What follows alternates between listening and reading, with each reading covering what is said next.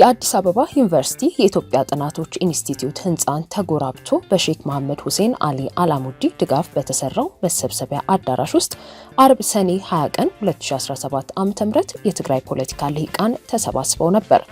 ከአንጋፋው የህወሓት መስራች ዶክተር አረጋዊ በርሀ እስከ ወጣቱ የባይቶና ፓርቲ ሊቀመንበር ክብሮም በርሀ በእድሜና በልምድ ብቻ ሳይሆን በፖለቲካ አቋምም የተለያዩ የትግራይ ፖለቲከኞች የተሳተፉበት ነበር። ሪፖርተርም የህወሓት የጦርነት ድግስ የተወገዘበትና የትግራይ ፖለቲከኞችን ያሰባሰበው መድረክ በሚል ርዕስ በዮናስ አማረ የተሰናዳውን ጽሑፍ ለእናንተ ለውድ ተከታታዮቹ ሊያቀርብ ወዷል። አብራችሁን ቆዩ።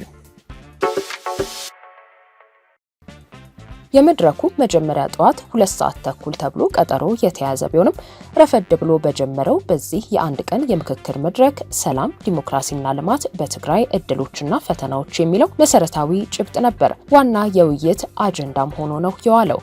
በውይይቱ ላይ የተለያዩ ባለስልጣናት ንግግር ያሰሙ ሲሆን በምሁራን የመወያያ ጥናቶችም ቀርበው ነበር። የሰላም ሚኒስትሩ አቶ መሐመድ እድሪስ መድረኩን ሲያስጀምሩ ከተናገሩት የሚከተለውን ጭብጥ አንስተው ነበር። እንነጋገር፣ በመነጋገር እናተርፋለን። አሁን ባለው ሁኔታ ሀሳብ ነው ሀገር የሚመራው። የዓለም ሀገሮች እየተዋጉ እንኳን ከጦርነቱ ለመውጣት እንዴት እንደሚሰሩ ታዝበናል። በቅርብ ጊዜ ሀገሮች ጦርነት እያደረጉ ነገር ግን ከመስመር እንዳይወጣና የበለጠ ጉዳት እንዳያስከትል ሲጥሩ ታይተዋል። ጦርነት ሰው የሚወለድበትን የሚያድግበትንና የሚኖርበትን የተስተካከለ መንገድ ያናጋል። ሰው ልጁን ወልዶ አሳድጎ እንዴት ለእሳት ይማግደዋል? በታሪክ አጋጣሚ ያለፍናቸውንና እያለፍናቸው ያሉ የጦርነት አጋጣሚዎችን ይበቃል ልንል ይገባል። አንዋጋም ማለት ድፍረት ይጠይቃል። ግጭት ወይንም ጦርነት አጣሁ ያልከውንና ለግጭት መነሻ ያደረከውን ነገር የበለጠ እንድታጣ ያደርጋል እንጂ ከጦርነት ያተረፈ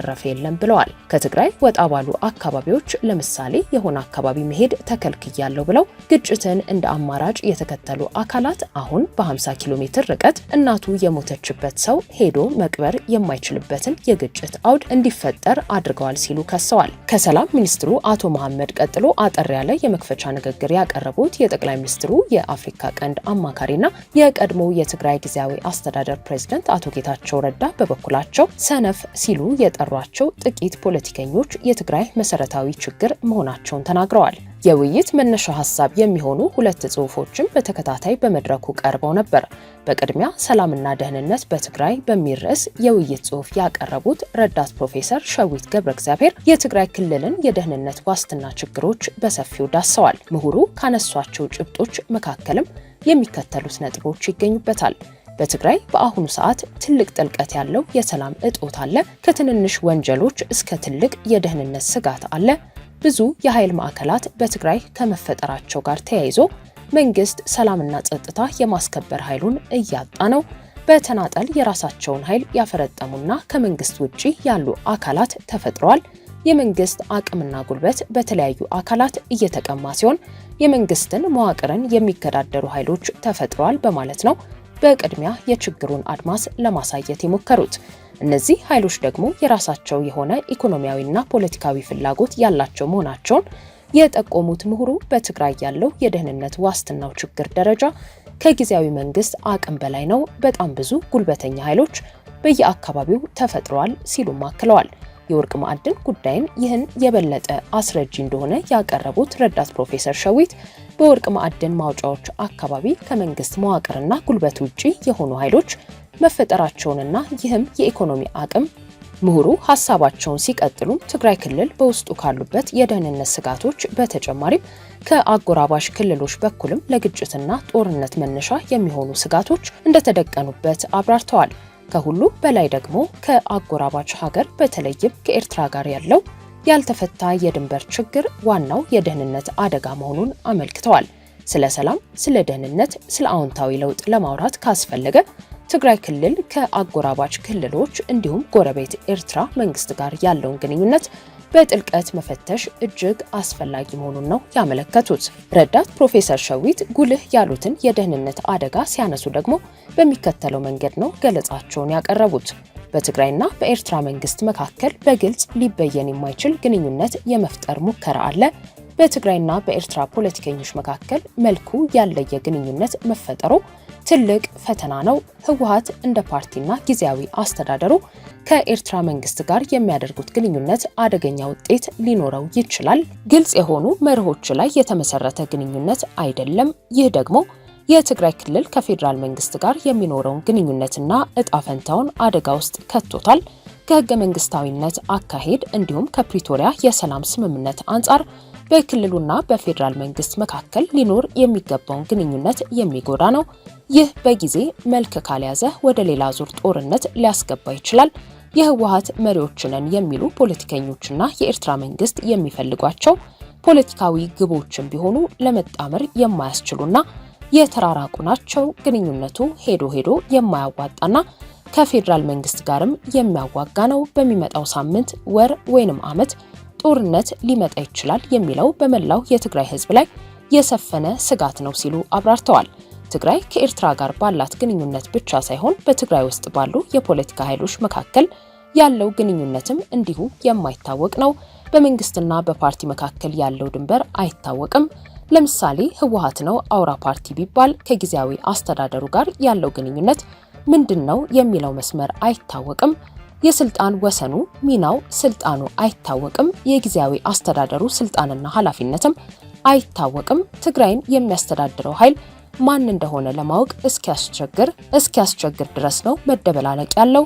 ህግ አውጪው፣ አስፈጻሚውና በዳኝነት አካሉ መካከል እንዲሁም በሰራዊቱ በህወሓትና በጊዜያዊ አስተዳደሩ መካከል ውሉ ያለየ ግንኙነት ነው ያለው።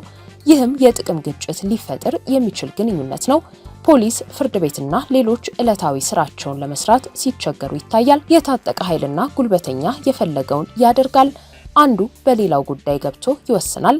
ራሳቸውን እንደ መንግስት በሚያስቡ አካላት መካከል የኃይል ፍትጊያ መኖሩ ለግጭት የሚያጋልጥ ነው በማለት ነው በሰፊው ያብራሩት። ሌላኛው የውይይት ሐሳብ ጽሑፍ አቅራቢ ዶክተር አሰፋ ለአከ የዲሞክራሲ ግንባታ ፈተናና እድል በሚለው ጉዳይ ላይ ዝርዝር ነጥቦችን ያነሱ ሲሆን የራሳቸውን የህይወት ተሞክሮ ጠቀስ በማድረግ ነው እይታቸውን ያጋሩት። ልጅ ሆነን ልክ እንደ ወታደሮች ድብብቆሽ እንጫወት ነበር። አንዳችን ደርግ ሌላችን ህወሓት ተባብለን የጦርነትና የመገዳደል ጨዋታ እንጫወት ነበር። በዚህ መሃል ደግሞ ከሰማይ የአየር ድብደባ፣ ከጫካ መድፍና ታንክ ሲንጓጓ ስንሰማ ነው ያደግነው። ከኑግ ጋር የተገኘ ሰሊጥ አብረተ ወቀጥ እንደሚባለው ንጹሃን ዜጎች ሲሞቱ እያየው ነው ያደግኩት። በ1983 ዓ.ም ኢህአዴግ ወደ ስልጣን ሲመጣ ሰላም፣ ዲሞክራሲና ልማት የሚሉት ጉዳዮች መወራት ጀመሩ። ሆኖም ብዙም ሳይቆይ በ1990 ዓ.ም የኢትዮ ኤርትራ ጦርነት ተጀመረ። ይህም ሆኖ የ1993 ዓ.ም ሁኔታ ከታለፈ ከዓመታት በኋላ ደግሞ የእርስ በርስ ጦርነት ውስጥ ስንገባ አየው። ባለፉት 30 ዓመታት የማውቃትና የኖርኩባት ትግራይ ከዚህ መሰል የጦርነት አዙሪት ውስጥ ወጥታ አታውቅም። እኔ እንኳን በእድሜ ከ3 በላይ ጦርነቶችን አይቻለሁ። ከዲሞክራሲ ከሰላምና ከልማት ይልቅ ስለ ጦርነት ስሰማ ነው የኖርኩት። ከ30 ዓመት በፊት ተጀመረ የተባለው የሰላም የዲሞክራሲና ልማት አጀንዳ ዛሬ ላይ ምን ደረሰ ብሎ መወያየት ሲገባን፣ ነገር ግን እንዴት እንጀምረው የሚል የውይይት መድረክ ላይ ነው ለመገኘት የታደልኩት በማለት መነሻ ነጥባቸውን ጀምረዋል። ዶክተር አሰፋ ሐሳባቸውን ሲቀጥሉም ዲሞክራሲና ዲሞክራሲያዊ አስተዳደርን በትግራይ የሚለው ጉዳይ መታየት ያለበት ባለፉት 30 ዓመታት ክልሉ ከመጣበት መንገድ አንጻር ብቻ ሳይሆን አሁን ካለበት የጦርነት ማግስት ሁኔታ አኳያ መሆኑን አስምረውበታል። ከዚህ አንጻር ጉዳዩን ሲፈትሹት ደግሞ ከዲሞክራሲ ጋር ፍጹም የተራራቀን ማህበረሰቦች ሆነን ነው ራሳችንን ያገኘ ነው ብለዋል። በጠዋቱ የዚህ መድረክ ክፍለ ጊዜ የሁለቱ ምሁራንን የመወያያ ሐሳብ መቅረብ ተከትሎ ለተሳታፊዎች የመሳተፍና ጥያቄ የመጠየቅ እድል ተሰጥቶም ነበር። ከተወያዮች በኩል በትግራይ ያሉ የህወሓት ኃይሎች የጦርነት ድግስ መጀመራቸውና የትግራይ ህዝብን ወደ ዳግም እልቂት ሊከቱት ይችላሉ የሚለው ሐሳብ በጉልህ ሲነሳ ነበር። የፕሪቶሪያው የሰላም ስምምነት ሙሉ ለሙሉ አለመተግበር፣ የተፈናቃዮች ወደ ቀያቸው አለመመለስና የመሳሰሉ ነጥቦች ተደጋግመው እንደ ትልቅ ችግር ተጠቅሰዋል። የፌዴራሉ መንግስት ከህወሓት እኩል በሚባል ደረጃ የትግራይ ክልል አሁን ለሚገኝበት ቀውስ ኃላፊነቱን አልተወጣም በሚል በብዙ ተወያዮች ሲወቀስ ተደምጧል።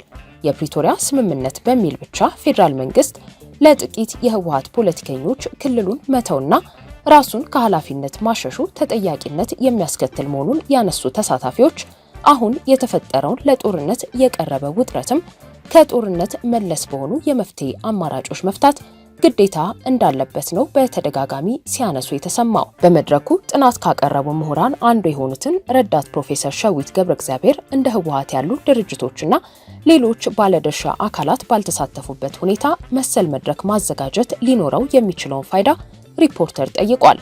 ተጋብዘዋል አልተጋበዙም የሚለውን አላውቅም፣ በሂደት ግን ሁሉም የሚመጡበት ሁኔታ መፈጠር አለበት።